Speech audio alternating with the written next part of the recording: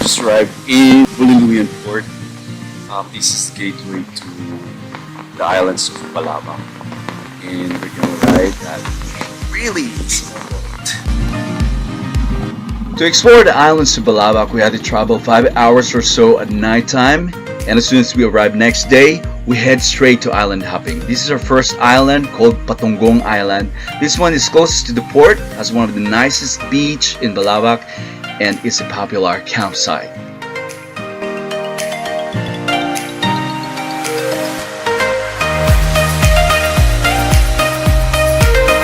There was a heavy downpour after we left Patunggong Island, so we had to stop at a nearby island called Palawan Island.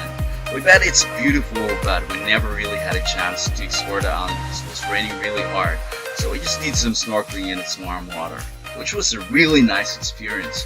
We all enjoyed. Next stop is Balabac Island. This is a lovely community composed of more than 1,000 Muslim people. And our generous hosts prepared for us some grilled fish and lobsters, which I was able to document because I was really starving, and I guess everybody else.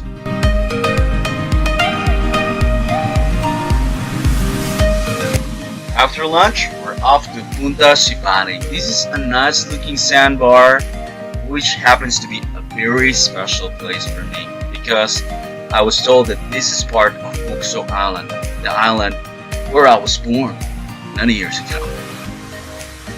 This is popular even for locals for picnics and picture taking.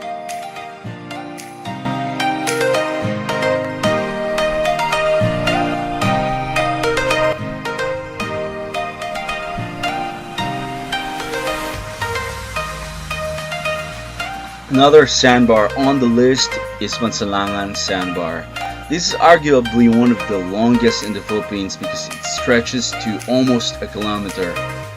Although we never had a chance to see Mansalangan in all its full glory because it was high tide when we got there and it was a little bit gloomy, nevertheless this one is one of the most picturesque sites in Balabac for me.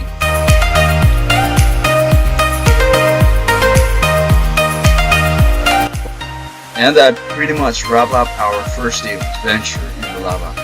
We head back to Balabac Island because this is where we'll be spending the next 2 nights and just enough time to witness the charming Balabac sunset.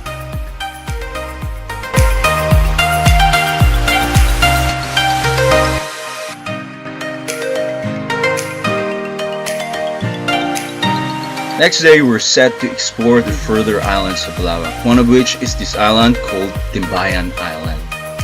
It took us about 2 hours just to get here. It has a nice looking beach on the west side and has a hilly part where you can see pretty much everything there is in this island. But its main attraction is its unique and interesting rock formations.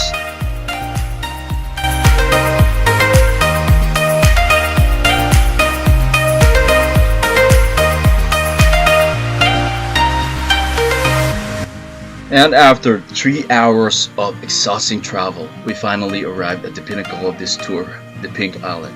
Doesn't really seem pink from afar, right? In fact, once you arrive, you'll be greeted by one of the finest and whitest sand I have ever seen. To see a pink beach, you have to go to the other side. What gives this island its pinkish appearance are the fragments of red corals that are swept to the island shore and mixed with the other type of sand.